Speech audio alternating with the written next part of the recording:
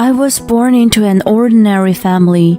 My mom passed away when I was small, so I was raised by a single dad.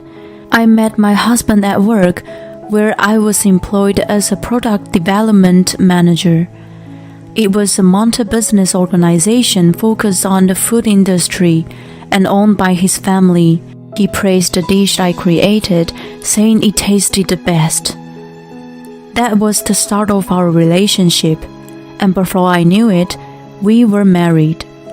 The family owned and operated 20,000 supermarkets nationwide. That was my husband's family. Unless it was a very rural area, there was at least one in your neighborhood. It was that famous and successful. Moreover, they branched out to the restaurant business and shopping center operations. They were rumored to be the best in the industry. I was quite nervous about marrying into such a family of tycoons, but my husband and his father gave me a warm welcome, and I was relieved. However, my mother-in-law, Camilla, was a different story. She was very proud of her status being the wife whose husband was in line to be the next CEO. She saw me, who was raised in a single-parent household with an ordinary background, as a stain in the family. It was natural for her to ignore me, who had a lower status than herself. I was treated as an insignificant person. Her way of oppressing me was terrible. I managed to put up with it. However, it escalated by one incident. My menu design was chosen to be used for one of the popular restaurants in the shopping center where the family managed. I graduated from a design school, which I applied to my current job, so I was a little confident. Camilla also studied a bit of design before, but her entry was included in the first round. "I let you win this time. You should thank me." She was mortified by losing against me and acted like a sore loser. She started resenting me since then. She couldn't stand me in the spotlight, and her harassment got worse and worse. To begin with, she had only taken a short design course once. I think she was too arrogant to assume that she couldn't have won against me, who had studied hard and learned the skills in school. She started visiting my husband, Wayne, and me at home, just to say sarcasm and petulant insults. "Sally, you haven't cleaned off the dust before the shelves." Soon as she entered the house, she looked for anything against me to say. I always had the house ostensibly tidy and neat, so she looked for tiny details like behind the shelves. "The fridge eggs are burned. What kind of discipline have you received to be okay with such a mess?" Wayne, who actually burned the eggs, said, "It was me," with an offensive tone. He didn't mind helping me out with cooking, so we naturally shared our daily tasks. She picked on her son's little mistake, which came right back to her. She seemed a bit awkward, but, "Sally, you forced him to cook, didn't you? What a wife! I always took perfect care of my husband and never slacked on cooking and chores." She changed the subject and criticized me. Even though Wayne tried to stop her, she continued until I apologized. "I'm sorry." I always ended up apologizing for what I was not sure of, and then she usually put on a satisfactory smile and finally left. Wayne understood my hardship and was also tired of his own mother. "I'm sorry about her." He apologized to me every time. "No worries. I just need to put more effort into housework. It's true that I'm giving you a lot more than I should." "No way. It's her fault, no matter what. I need to protect you more." I had to confirm him and tell him that he was doing his best. He had consulted with his father about his mother's harassment, but I supposed he had forgotten about his busy schedule. From the way, she hadn't changed a bit. Well, I just needed to not take it too seriously. I had hoped that she would be softer as she aged, so I had never imagined that she would do something like that. When Wayne's cousin had a baby, a celebration was planned. Thanksgiving Day was chosen for the occasion. To introduce as many family members, it was set to coincide with the big gathering. The family of the cousin was a well-known confectionery, so the number of relatives to join was over 80 people. It was a family tradition to celebrate extravagantly. Hence, distant relatives were also invited. The day after Wayne told me about the celebration, Camilla called me. "It's a big celebration, so I'll order some extra dishes from the Michelin restaurant, but it's a tradition to cook the main dishes with the family, so I have a suggestion for you. You used to brag about how good a cook you are." I was a bit annoyed with the sarcastic tone of her voice, but I was confident with the taste of food since I helped at my dad's restaurant. Wayne also praised that I was a pro chef. I remember that I did mention it to her a while back. "Don't embarrass the family, okay? You're in charge of the turkey and stuffing." Before I could answer, she hung up the phone. I let out a sigh and thought she was just being her normal self. I rearranged my schedule until the day and started searching for the recipes. My turkey was going to be compared with Michelin's dishes, so I must choose my ingredients carefully. I felt burdened with the nuisance. Then came the Thanksgiving Day. Camilla usually tried to meddle with me from time to time, but she had been quiet since the call. I was feeling very uncanny. After all, it was the calm before the storm. At 11 a.m., I was working at the office when I got a call from her. That event was in 2 hours at 1 p.m., so she must have been busy overseeing the final setup. I worried that there was something wrong. I answered the phone feeling unsettled.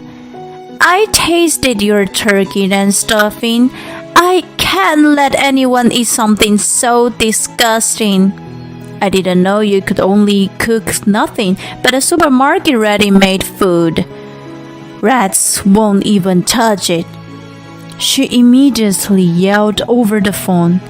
Wait. Some ready-made food was at a high level, and she was a part of the family who was selling exactly that.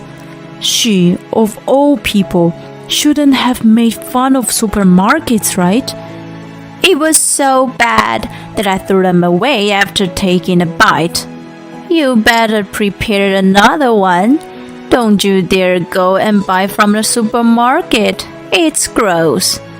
I couldn't quite grasp what was going on while she continued yelling in high-pitched voice.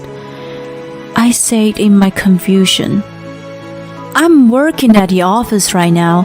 I'm in the middle of rushing to finish a job that came in the last minute." I started my current situation. "I don't care.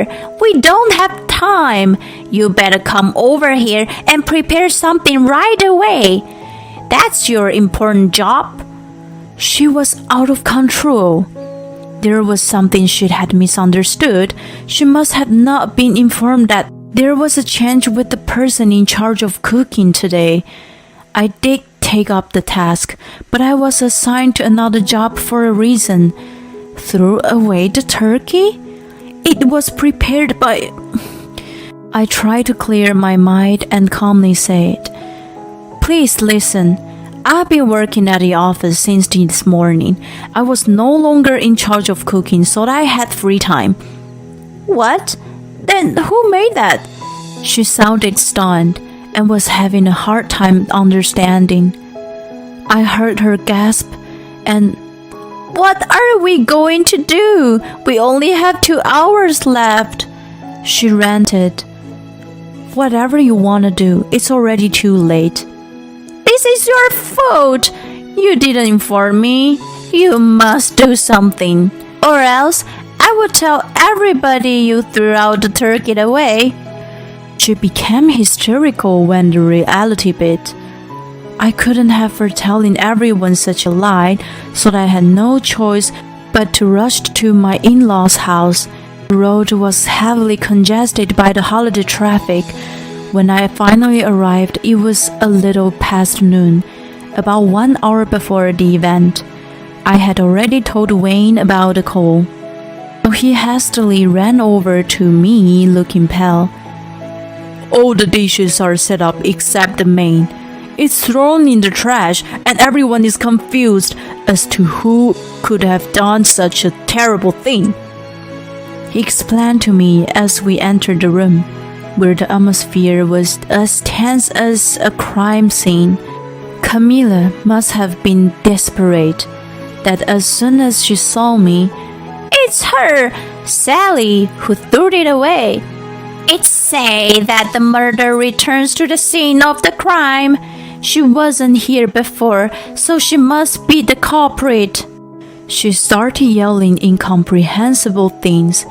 I could foresee what was to come, so I asked Wayne for a favor.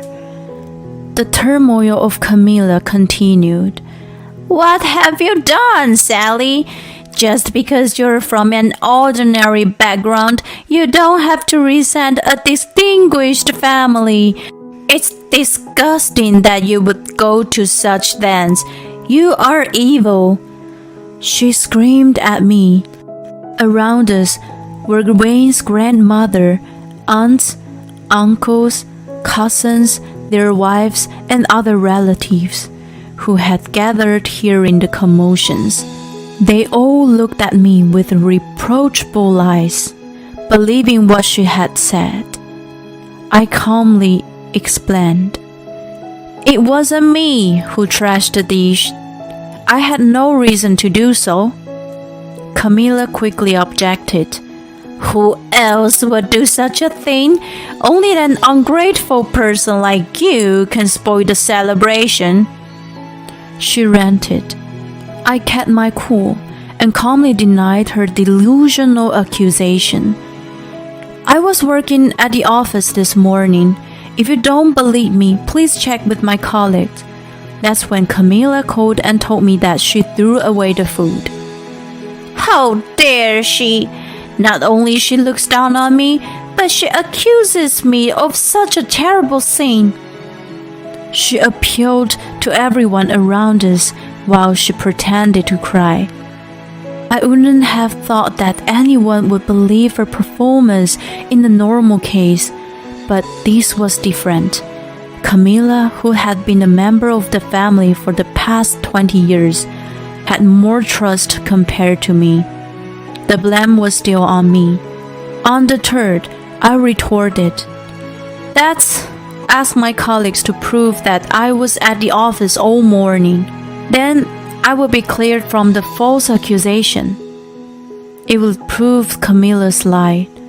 When I decided to fight back, the savior I had been waiting for appeared. "I asked Sally to take some of my jobs. It was an urgent request, but she took it up willingly." It was Jim, my father-in-law. Behind him stood Wayne with a relieved look on his face. Right. I had asked him for a favor to get a hold of his dad earlier. Jim was going to miss the celebration because his business schedule was packed. When he heard that I was in trouble with his wife and relatives, he rushed back home.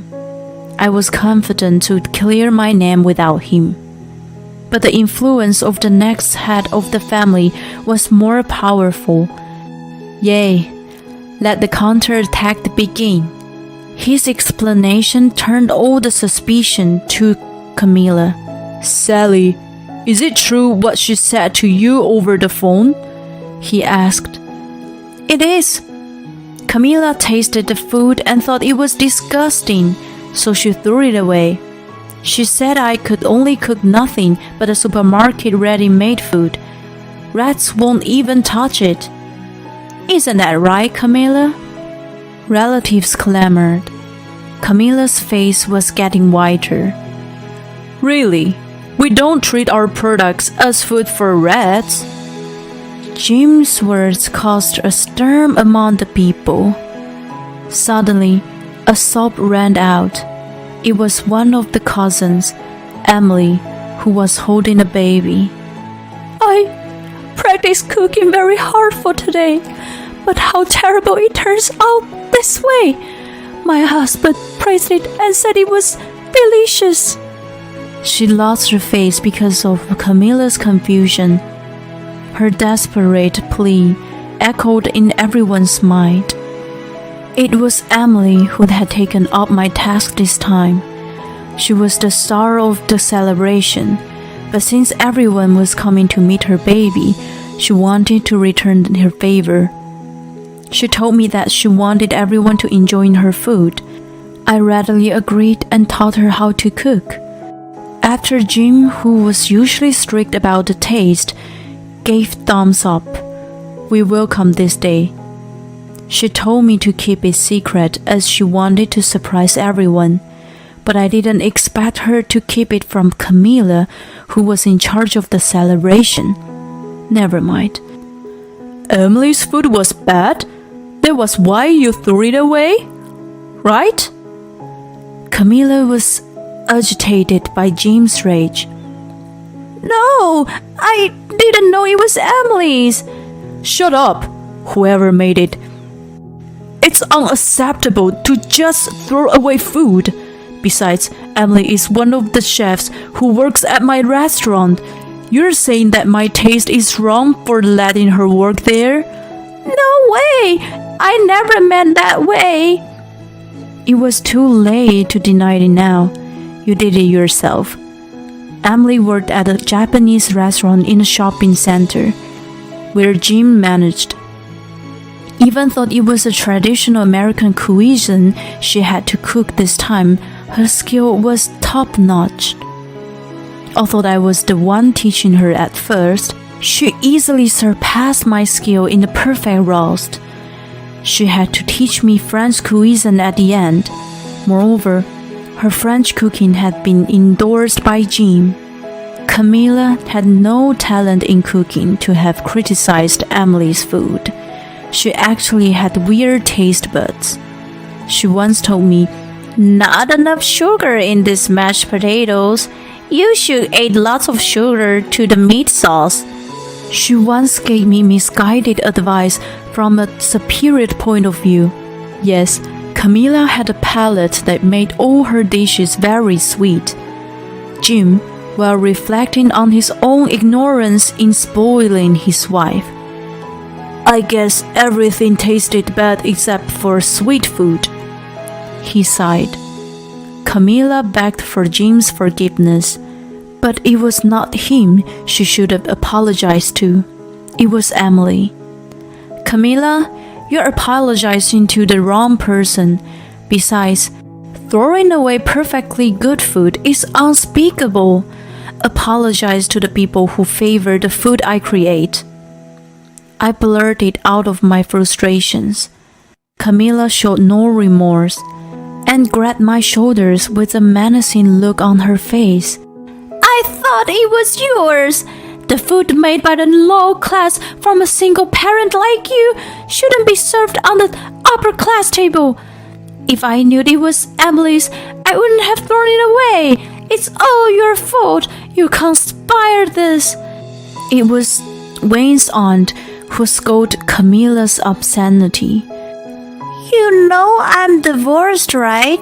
I can't believe you look down on single parent. I guess you think I'm despicable too? Besides, there are few single parents here. You're degrading us all, right? She went hard on Camilla. No, that's not it. I'm only thinking about Sally. She argued, but the aunt's anger hadn't cooled down. Enough hearing from you. I see your true color now. I've never liked you anyway. You've always been so pretentious. Camilla trembled and crumbled down to the floor. At that point, a deep roar filled the room. What's all this fuss? I was looking forward to the celebration. The voice of dignity was an old man in a wheelchair. I couldn't remember who he was, but Wayne noticed my confusion and said, "You met him at our wedding." This man of all people was the current CEO and the grandfather of Wayne. It is unforgivable to throw away food. Every dish is filled with the chef's heart and soul. Anyone who treats it with disrespect should be prepared to suffer the consequences. He spoke quietly, but with the tone of persuasion, and continued. My late wife, God bless her, struggled to eat when she was a child. Her family was poor. She caught fish and wild rabbits herself to eat, but she eventually became ill. At such a time, a farmer she knew brought pumpkins for her. The sweetness of the pumpkin reminded her of the late grandmother, whom she lost earlier that year. At that moment, she felt the presence of the Almighty. Everyone was listening intently to the narrative of the head of the family. Every food is cooked with the feeling of those involved. She often said fondly that she was comforted by the kindness of the ones who prepared them. He stopped there and looked at each person in the room, and then continued to say, It's unthinkable for the family who has been trading various foods to mistreat them. Surely, none of this is so disgraceful. Of course not, Jim replied, and everyone else nodded in agreement. Camilla was the only one who was frozen in time. After this incident, Jim realized that she wasn't good for him and the family, and decided to divorce her. There was no one who upset his decision. Camilla, who was proud of her status, understood the absolute authority of the head of the family and didn't fight against divorce. Not only she ruined the celebration, but her misconduct with the food was heavily blamed. She could do nothing but weep and apologize. She received a small amount of alimony and was kicked out of the house. Afterward, she moved into a public nursing home. She was famous for being pretentious, so the rumor of her being kicked out of the family spread quickly, and no one in the home wanted to be friends with her.